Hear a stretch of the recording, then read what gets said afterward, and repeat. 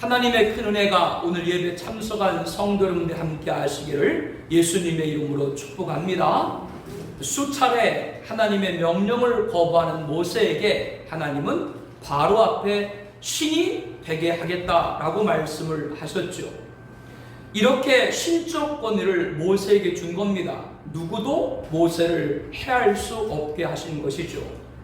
이에 모세는 하나님께서 명령하신 대로 행하였다라고 7장 6절에 말씀을 합니다.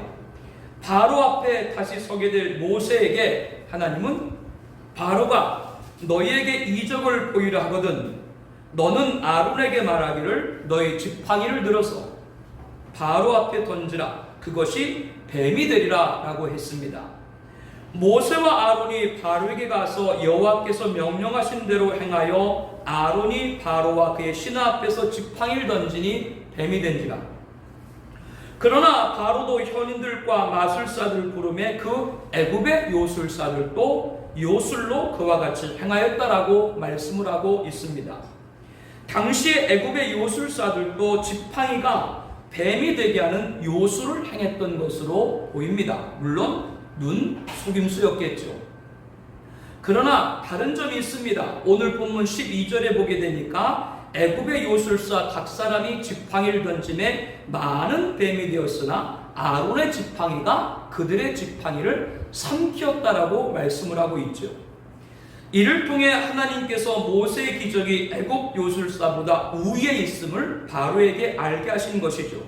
그러나 바로의 마음이 완악하여 그들의 말을 듣지 아니하니 여호와의 말씀과 같았더라 라고 말씀을 합니다.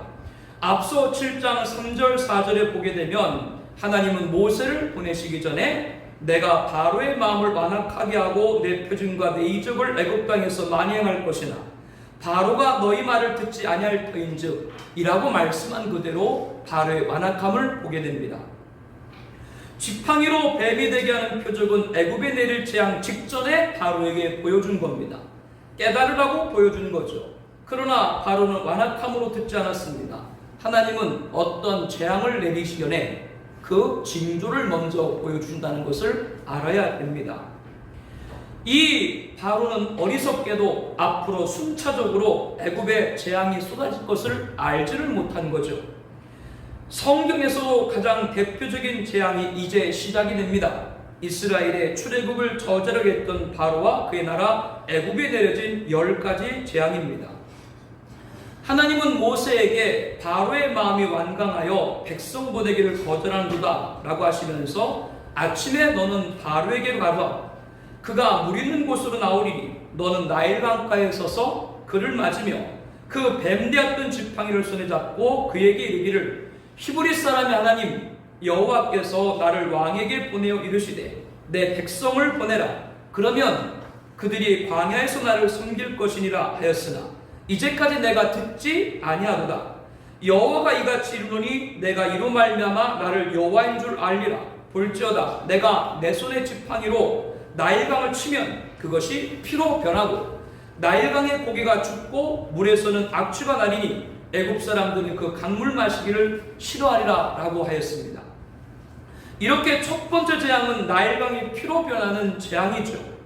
또한 하나님은 모세가 아론에게 명하여 그의 지팡이를 애굽의 물들과 강들과 은하와 못과 모든 호수에 내밀면 그것들이 피가 되리라 라고 했습니다. 심지어는 나무 그릇과 돌그릇 안에 담겨진 물조차도 모두 피가 될 것이라고 했죠. 애굽의 수원이 모두 피로 변하여 성한 것이 없도록 하겠다는 것입니다. 이러한 하나님의 명령과 같이 모세와 아론이 행하여 바로와 그의 신하 목전에서 지팡이를 들어 나일강을 치니 그 밀이 다 피로 변하고 나일강의 고기가 죽고 그 물에서는 악취가 나니 애굽 사람들이 나일강 물을 마시지 못하며 애굽 온 땅은 피가 있으리라. 애굽의 요술사들도 자기들의 요술로 그와 같이 행함으로 바로의 마음이 완악하여 그들의 말을 듣지 아니하니 여호와의 말씀과 같더라 라고 말씀을 합니다. 바로는 돌이켜 궁으로 돌아가고 그 일에 관심을 가지지도 않았어요. 애굽 백성들이 나일강의 물을 마실 수 없으므로 나일강가를 두루마서 파서 마실 물을 구하였더니 라고 기록을 하고 있습니다. 첫 번째 재앙인 나일강이 피로 되는 재앙은 애굽인들이 생명의 근원으로 경배하고 있던 나일강 자체를 향하여 내려졌습니다. 이 재앙은 크놈, 나일수의 신, 하필, 나일의 악령, 오시리스, 다신의 신, 지하색의 신 등 포함한 많은 강들의 신들 위에 내려진 것이죠. 그러나 그 모든 신들은 하나님의 역사 앞에 아무런 힘도 발휘를 하지를 못합니다.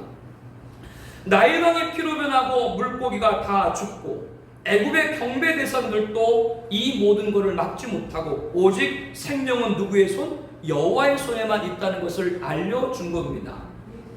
네덜란드의 라이덴 박물관에는 이포라는 고대 애굽인에 의해 쓰여진 한 파피루스가 보관되어 있는데요.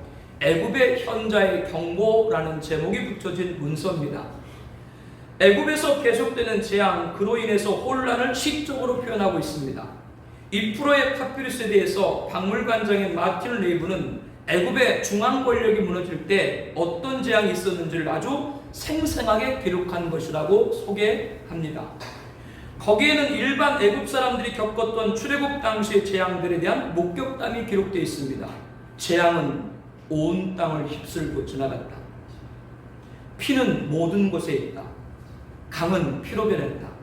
한 사람이 그것을 마시려고 했다. 그러나 마실 수 없었다. 그 목이 타들어갔다. 오늘 본문 7장 17절에 이 나일강을 치면 그것이 피로 변하여 이 말씀을 이 역사의 자료가 증명하고 있죠. 이러한 기록들은 애굽의 10가지 재앙이 임했음을 우리들에게 알게 하고 있는 겁니다. 나일강이 피로 변하는 재앙에도 바로가 말을 듣지 않은 것은 애굽의 요술사들도 그와 같이 행하였기 때문이라 라고 말씀을 합니다. 그러면 애굽의 요술사들이 나일강을 피로 만드는 기적을 행했을까요? 그렇지 않습니다. 요술사는 말 그대로 요술을 했을 뿐이죠. 예를 든다면 주전자나 양동이에 담겨진 물을 피색으로 변하게 했겠죠. 그러나 완악한 바로는 구별하지 못했습니다. 돌이켜 궁으로 들어가서 그 일에 관심조차 갖지 않았다라고 오늘 본문에 말씀합니다. 고통받는 건 애굽 사람들만 고통받았죠. 여기서 오늘 말씀의 첫 번째 가르침입니다. 완악은 관심을 잃게 합니다.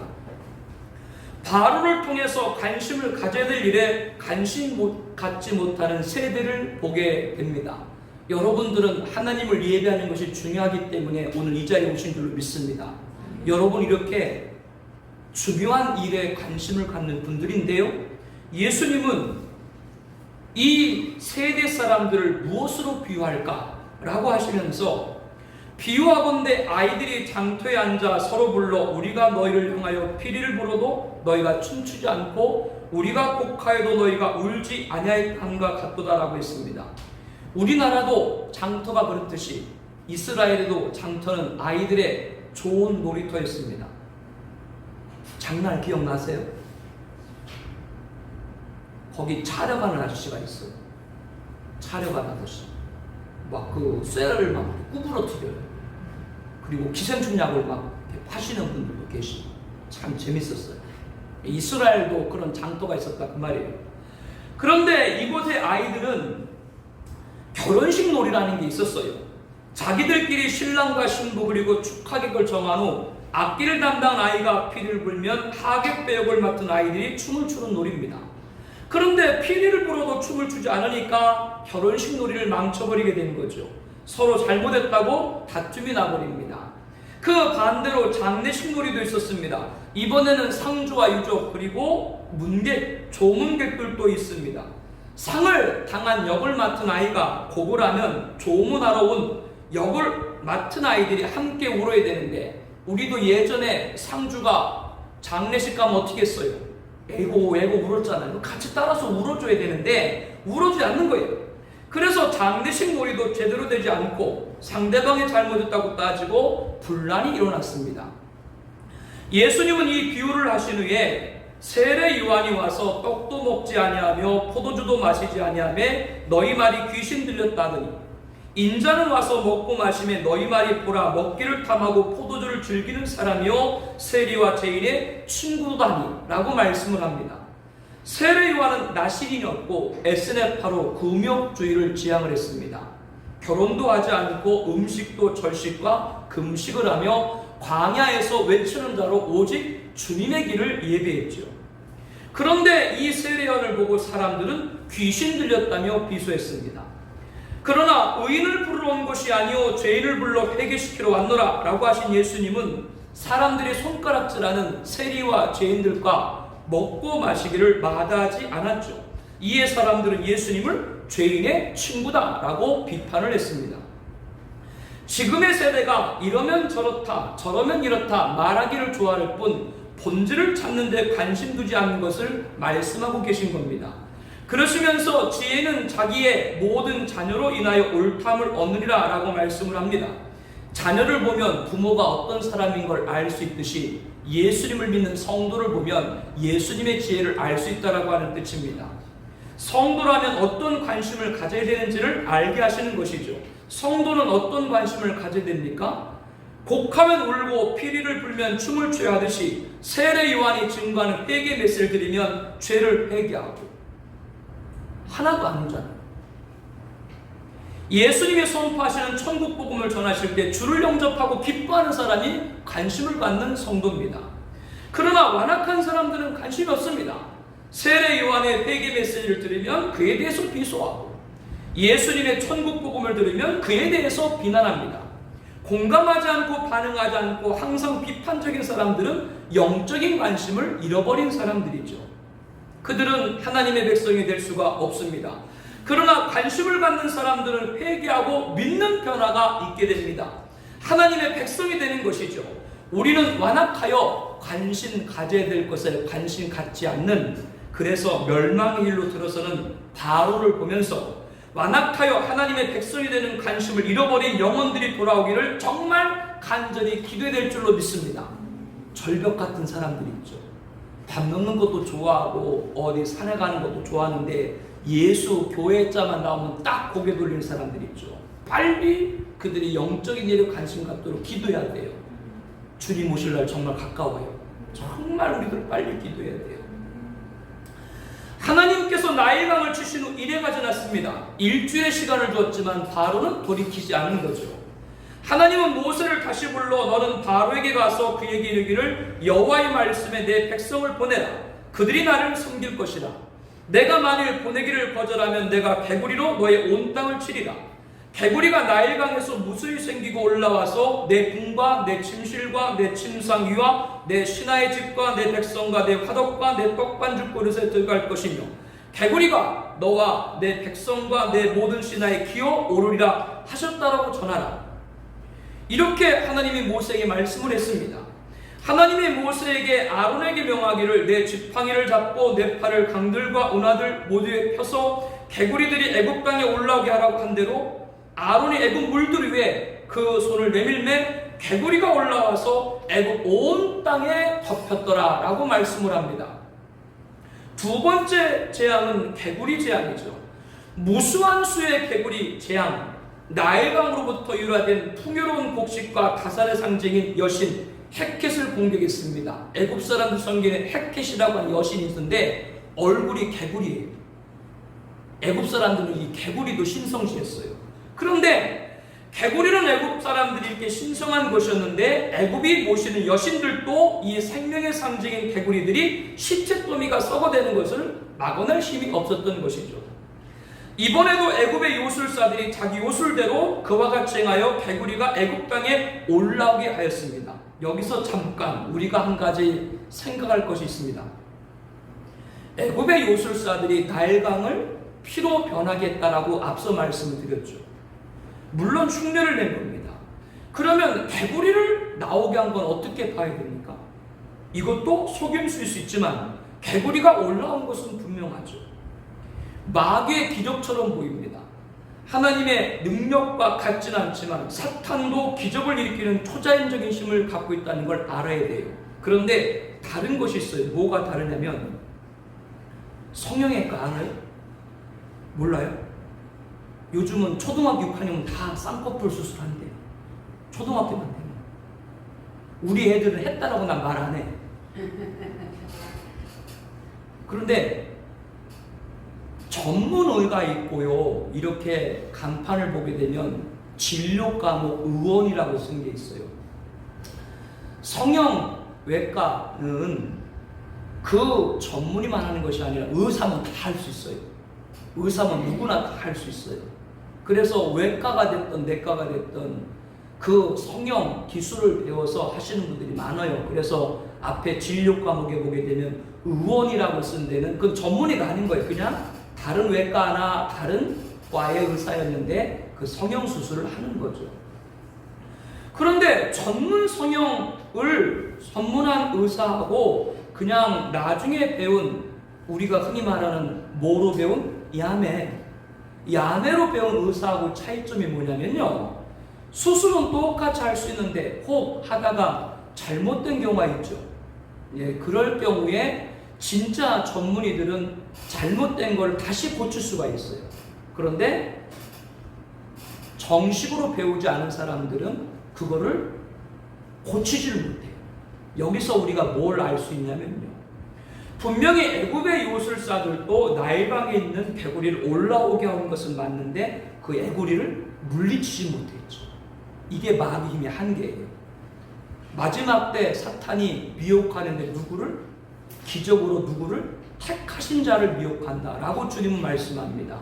마귀가 하는 일과 하나님의 일을 잘 구분하는 여러분 되시기를 바랍니다. 이렇게 워낙 큰 수의 개구리가 애굽 전역을 뒤덮자 인력으로 제거할 수 없는 지경에 이르렀습니다. 결국 바로는 모세와 아론을 불러 여호와께 구하여 나와 내 백성에게서 개구리를 떠나가게 하라. 내가 이 백성을 보내리니 그들이 여호와께 제사를 드릴 것이다 라고 했습니다.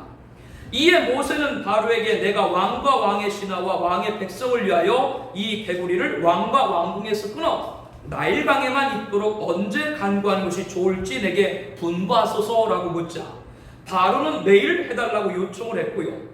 모세가 왕의 말씀대로 하여 왕에게 우리 하나님 여호와가 같은 일 없는 줄 알게 하리라 라면서 개구리가 왕과 왕궁과 왕의 신하와 왕의 백성을 떠나서 나일강에만 있으리라 라고 한 후에 모세와 아론이 바로를 떠나서 바로에게 내리신 개구리에 대하여 모세가 여호와께 간구하매 여호와께서 모세의 말대로 하시니 개구리가 집과 마당과 밭에서부터 나와 죽은지라 라고 했습니다.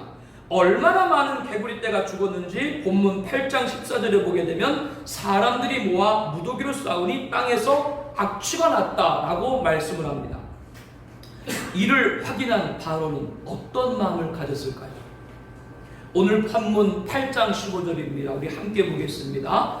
그러나 바로가 숨을 쉴 수 있게 됨을 보았을 때 그의 마음을 완강하게 하여 그들의 말을 듣지 아니하였으니 여호와께서 말씀하신 것과 같다. 바로는 문제가 된 개구리떼가 사라지자 이제 숨을 쉬게 됐습니다. 한숨을 돌린 거죠. 그러니 다시 마음을 다쳤습니다. 완악은 호흡을 잃게 한다. 오늘 말씀의 두 번째 가르침입니다. 바로는 이제 숨을 쉬게 되었는데 완악은 호흡을 잃게 된다는 말이 맞지 않는 말 같습니다. 호흡이 어떤 호흡이냐라고 하는 거 중요하죠. 바로는 육적인 호흡은 했는지 모르지만 영적인 호흡은 잃어버렸죠. 인간은 육적인 호흡만 하고 존재가 아니라 영적인 호흡을 하고 살아야 되는 존재입니다. 하나님이 자기 형상 곧 하나님의 형상대로 사람을 창조하시고 남자와 여자를 창조하시고 여호와 하나님이 땅의 흙으로 사람을 지으시고 생기를 그 코에 불어넣으시니 사람이 생명이 됩니다. 하나님은 인간을 만들 때 하나님의 형상 모양대로 만드시고 직접 땅의 흙을 빚어서 하나님이 생기를 코에 불어넣었다. 그랬더니 생명이 되었다라고 말씀을 합니다. 하나님의 생기를 코에 불어넣었다라고 하는 것은 문자적 의미로 보면 육적인 호흡을 하게 되었다라고 하는 것이고요. 상징적 의미를 보면 사람은 영적인 호흡을 하는 존재라는 것을 알아야 됩니다. 사람이 영적인 호흡을 하는 존재라는 것이 무슨 뜻일까요? 이사야 43장 1절에 보면 너를 창조하신 여호와께서 지금 말씀하신다. 이스라엘아 너를 지으신 이가 말씀하느니라. 내가 너를 구속하였고 내가 너를 지명하여 불렀나니 너는 내 것이라. 사람이 영적인 호흡을 하는 존재라는 것은 나를 만드신 분이 하나님이시고 나는 하나님의 것임을 알아야 하는 겁니다. 저와 여러분을 만드신 분은 누구세요? 하나님입니다. 그러므로 나는 하나님의 창조요 하나님의 소유임을 알아야 됩니다. 내가 내 영광을 위하여 창조한 자를 오게 하라. 그를 내가 지었고 그를 내가 만들었느니라 라고 했습니다. 하나님께서 우리를 만드신 목적이 하나님의 영광을 위해서라고 말씀을 하고 계신 거죠. 이 백성은 나를 위하여 지었나니 나를 찬송하게 함이라 라고 말씀을 합니다. 하나님의 창조이고 하나님의 소유이며 하나님의 영광을 아는 것이 사람이 존재하는 이유이고, 이 사람은 하나님을 찬송하는 자가 되는 것이죠. 이것이 바로 영적인 호흡입니다. 그러나 그것을 모르는 자는 육적인 호흡은 할 수 있을지 모르지만 영적인 호흡을 하고 있는 것은 아니죠. 바로가 숨을 쉬게 되었다. 그 사람은 육적인 호흡은 했지 모르지만 영적인 호흡, 하나님의 뜻을 알지 못했다라고 하는 거예요. 찬송은 영적인 호흡을 상징한다라고 할 수 있습니다. 그렇다면 영적인 찬송을 올려드린 성도는 어떤 입술이 되어야 됩니까? 저와 여러분들은 어떤 입술이 되어야 되는가요? 우리가 주 아버지를 찬송하고 또 이것으로 하나님의 형상대로 지음을 받은 사람을 저주하나니 한 입에서 찬송과 저주가 나오는도다. 내 형제들아, 이것이 마땅하지 아니하니라. 우리가 하나님을 찬송하는 입술이면은 저주하지 말아야 된다라고 말씀을 하고 있죠. 두 가지 말을 해서는 안 된다라고 가르쳐주고 계신 거예요. 개구리 떼가 애굽 온 땅에 가득 차자 바로는 급히 모세와 아론을 불러 여호와께 구하여 나와 내 백성에게서 개구리를 떠나가게 하라. 내가 이 백성을 내보내서 그들이 여호와께 제사를 드리도록 하겠다. 이렇게 약속을 했죠. 바로 입에서 누가 나왔어요? 여호와 하나님을 찾고 있어요. 길을 지나가다가 횡단보도 녹색 신호인데요, 우회전 들어오는 차는 그냥 들어올 수 있잖아요. 앞을 쌩 지나가네. 입에서 뭐라고 나와요? 아이고 하나님 그러는데, 아이고 하나님 그러는 사람들이 예수 믿는 사람만 그래요? 안 믿는 사람은 그래요? 안 믿는 사람도 아이고 하나님 그러죠. 아니 자기가 조상이 원숭이면 오마이 몽키를 해야 되지 왜 오마이까 그래? 인간은 본능적으로 하나님을 인정하고 있는 거예요. 바로가 급하니까 일단 누굴 찾아요? 여호와를 찾았어요. 하나님을 찾았어요. 처음에 출애굽기 5장 2절에 보게 되면 모세가 바로 앞에 섰을 때 모세 앞에 바로가 뭐라 그랬어요? 나는 여호와를 알지 못한 이스라엘 보내지 못하겠다. 이렇게 말했던 그가 이제 여호와를 찾으면서 이스라엘을 애굽에서 내보내서 여호와께 제사를 지내도록 하겠다라고 말을 했습니다. 그런데 모세 기도로 개구리 떼가 더 이상 나타나지 않자 이제 숨을 쉬게 됐죠. 그 숨은 육적인 호흡입니다. 육적인 호흡을 하게 된 바로는 이스라엘 내보내도록 한 적이 없다며 잡아댔습니다. 바로의 입은 두 말을 한 거죠. 육적인 호흡을 하는 사람들은 필요에 따라 하나님을 찾지만 문제가 해결되면 부인합니다. 완악으로 영적 호흡을 잃어버렸기 때문입니다. 그러나 영적인 호흡을 하는 사람의 입술은 찬송의 입으로 저주를 쏟아내서는 안 된다라고 가르치고 계시죠. 이어서 샘이 한 구멍으로 어찌 단물과 쓴물을 내겠느냐. 내 형제들 어찌 무화과 나무가 감람 열매를 포도나무가 무화과를 맺겠느냐. 이와 같이 짠물이 단물을 내지 못하니라 라고 말씀을 합니다. 우리들은 영적인 호흡을 하는 자입니다. 그렇다면 찬송의 입술, 감사의 입술, 축복의 입술이 되될 줄로 믿습니다. 부정의 입술, 불만의 입술, 저주의 입술이 되어서는 안 되는 것이죠. 감사해 시험이 닥쳐올 때에 주께서 인도하시니 두려움 없네. 모두 감사해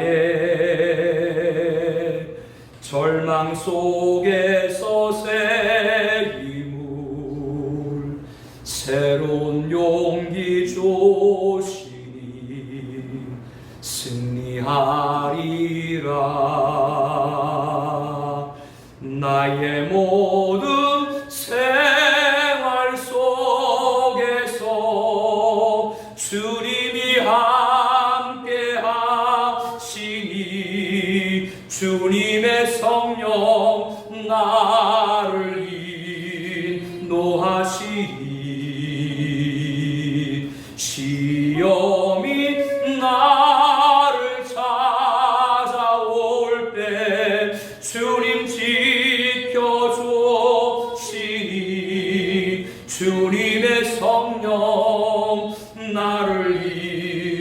인도하시니 나의 모든 생활 속에서 주님이 함께 하시니 모두 감사해. 이 입술이 우리의 입술이 될 줄로 믿습니다. 다음 주일은 맥주 감사 주일로 드립니다. 그 명칭 그대로 보리추수를 감사하는 주일입니다. 이스라엘은 430년 만에 밟은 약속의 땅 가나안에서 첫 번째 수확한 곡식이 보리밀입니다. 감사의 물을 올려드렸죠.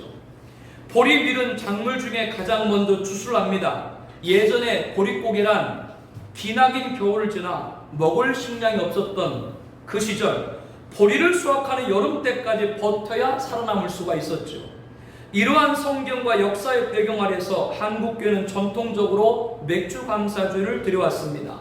한 해의 하프 시점에서 맥주 감사주를 드리며 지난 반년을 감사하며 앞으로 6개월 동안도 감사 삶을 담아 올려드리는 것이 맥주 감사주일이죠. 맥주절을 지키되 내 하나님 여호와께서 내게 복을 주신 대로 내 힘을 헤아려 자원하는 예물을 드리고 하나님 여호와께서 자기 이름을 두시려고 택하신 곳에서 내 하나님 여호와 앞에서 즐거워할지라 이 규례를 지켜 행할지라 라고 말씀을 합니다. 이 말씀에 따라 영적인 호흡을 하는 성도가 드려야 될 온전한 맥주 감사를 드리는 우리가 되기를 원합니다.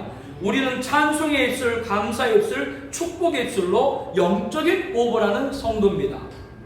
하나님은 개구리 재앙으로 이스라엘을 내보내도록 하고 재앙이 그치자 번복한 바로의 완악함을 보셨죠. 여호와께서 모세에게 이르시되 아론에게 명령하기를 내 지팡이를 들어 땅에 티끌을 치라. 그것이 애굽 온 땅에서 이가 되리라 라고 했습니다. 모세와 아론이 그대로 행할세 아론의 지팡이를 잡고 손을 들어 땅에 티끌을 치매 애굽 온 땅에 티끌이 다 이가 되어 사람과 가축에 오르니 애굽의 백성들이 큰 고통을 당했습니다. 이번에도 애굽의 요술사들은 흉내를 내려고 했습니다. 그런데 어떻게 되었죠? 8장 18절 말씀 봅니다. 요술사들도 자기 요술로 그같이 행하여 이를 생기게 하려 하였으나 못하였다라고 말씀합니다. 세 번째 재앙은 티끌이 이가 되는 재앙입니다. 이 재앙은 땅의 모든 신들에게 내려진 재앙이죠. 땅의 모든 신들, 애굽 사람들이 믿는 땅의 모든 신들도 티끌이 이가 되는 재앙을 막을 수가 없었던 겁니다. 하나님은 이전에 나일강이 피로 변하는 재앙과 개구리 재앙, 이것을 애굽의 요술사들이 흉내내는 것을 이제는 더 이상 용납하지를 않았죠. 하나님이 막으면 못하는 거예요. 요술사들이 해보려고 했지만 해보지 못했죠. 그러니까 재앙이 가면 갈수록 어떻게 해요? 아무 힘도 할 수 없는 걸 점점 깨닫기 시작합니다. 여러분, 아직도 여러분의 힘으로 뭘 할 수 있다고 생각하세요? 빨리 무릎을 꿇으세요. 하나님 앞에 엎드리세요. 그 길만이 살 길이에요. 계속해서 이가 사람과 가축에 생긴지라 요술사가 바로에게 말하되 이것은 하나님의 권능입니다라고 아뢰입니다. 그러나 바로의 마음이 완악하게 되어 그들의 말을 듣지 않았으니 여호와의 말씀과 같았더라 라고 8장 18절 19절에 말씀합니다. 그동안 모세와 아론의 기적에서 애굽의 요술사들은 자신들의 요술로 바로를 돕고 비호를 했었죠. 그러나 이제는 할 수 없음을 깨달은 거예요. 애굽의 요술사들도 처음에는 하나님 여호와를 대수롭지 않게 여겼던 것 같습니다. 자신들의 요술로 얼마든지 하나님을 대적할 수 있다고 생각을 했던 거죠. 그러나 이제 요술이 먹히지 않자 하나님 여호와라는 분이 정말로 대단한 분이구나 라는 걸 이 요술사들이 알게 된 겁니다. 절대자인 걸 깨닫기 시작된 거죠. 지금까지 살펴본 바와 같이 애굽은 헤아릴 수 없는 우상과 미신들이 성행했던 곳입니다. 그런데 그 많고 많은 신들 중에 하나님 같은 신은 볼 수가 없었던 거죠.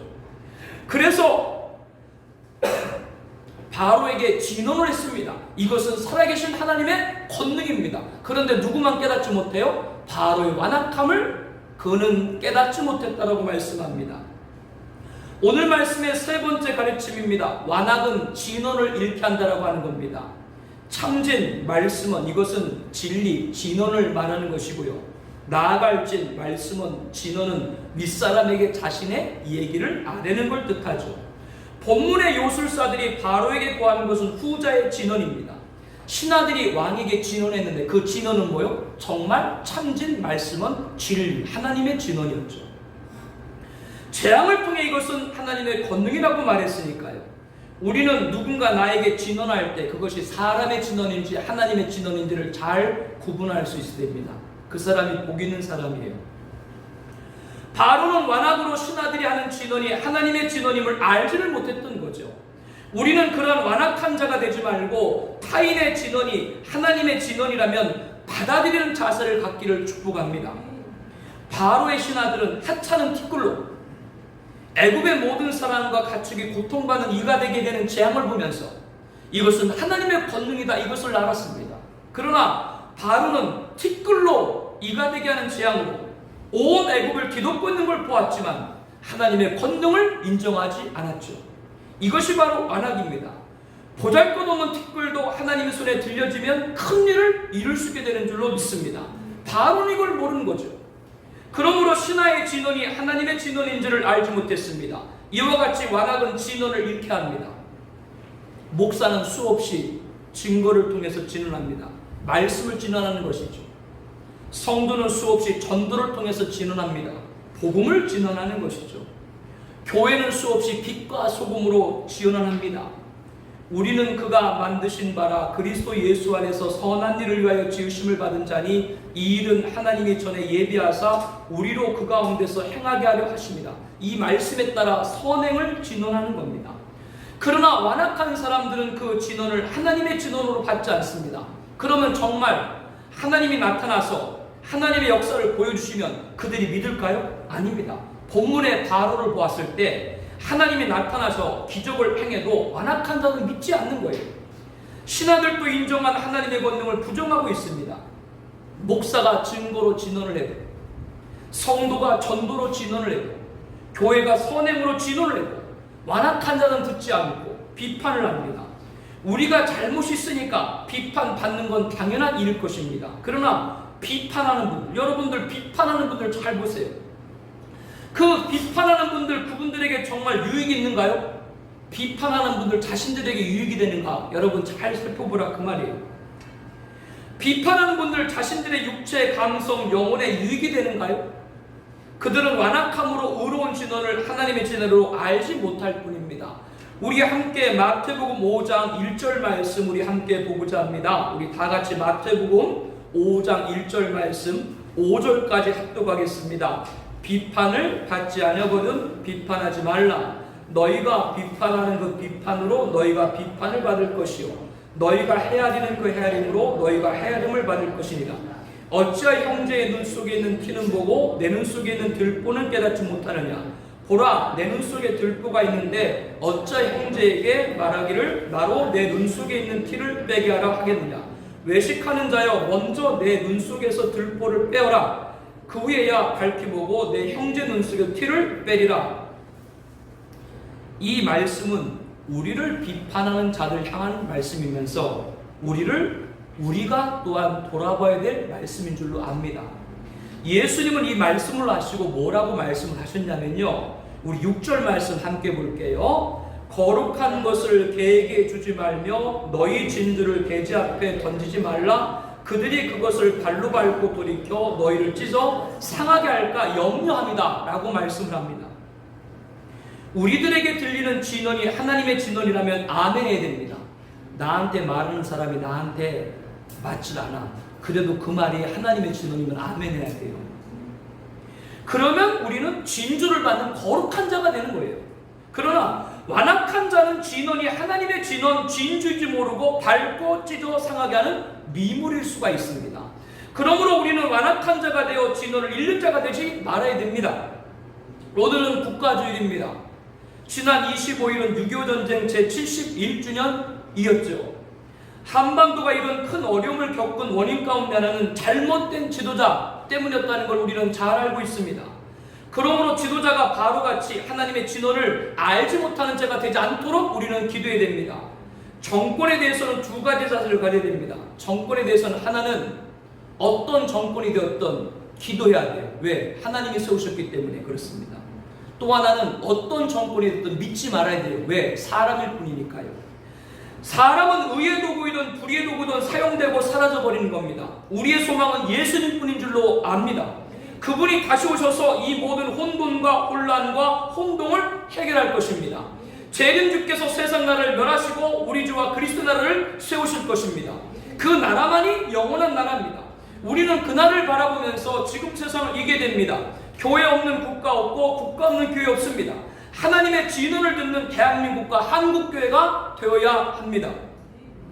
우리 시간 통성으로 기도하기를 원합니다. 첫 번째, 애굽이 신성시하는 나일강이 피로 변하는 재앙, 모든 하천도 피가 되는 재앙, 물고기도 죽임을 당했지만 바로는 완악해서 광에 들어가고 관심조차 갖지 않았죠.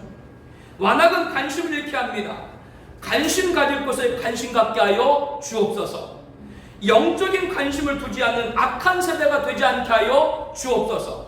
세례 요한이 증거하는 회개 메시지를 들을 때 죄를 회개하고 예수님이 선포하는 천국 복음을 들을 때 영접하고 기뻐하는 관심 갖는 성도 하나님의 백성이 되게 하여 주옵소서.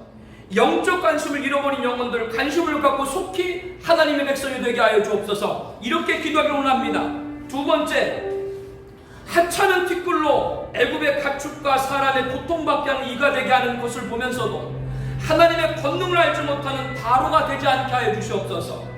애굽의 요술사들이 진언이 하나님의 진언을 알지 못하는 바로같이 되지 않게 하여 주시옵소서. 우리나라 통치자와 국민들이 바로같이 되지 않게 하여 주시옵소서. 타인이 나에게 하는 진언이 하나님의 진언을 받아들이는 대한민국과 한국교회가 되게 하여 주옵소서. 이렇게 기도하기 원합니다. 세 번째, 바로같이 개구리가 나타난 자 숨을 쉬게 되자 이스라엘 내보내던 약속을 번복하는 육적 호흡만 하는 자가 되지 않게 하여 주시옵소서. 하나님이 코에 생기를 부는 우리 생명입니다. 하나님의 창조, 하나님의 소유, 하나님의 영광을 알고 하나님께 찬송하는 영적 호흡하는 우리가 되게 하여 주시옵소서. 찬송한 입술, 저주한 입술 되지 않게 하여 주시옵소서. 찬송의 입술, 감사의 입술, 축복의 입술로 영적인 호흡하는 성도가 되게 하여 주시옵소서. 영적인 호흡하는 성도로서 한 해의 반년을 감사하고 앞으로 6개월을 감사를 올려드리는 다음 주 매출 감사를 올려드리게 하여 주시옵소서. 우리 감사의 찬양 다시 한번 드리기 위해 이 세 가지를 놓고 간절히 기도하기를 원합니다.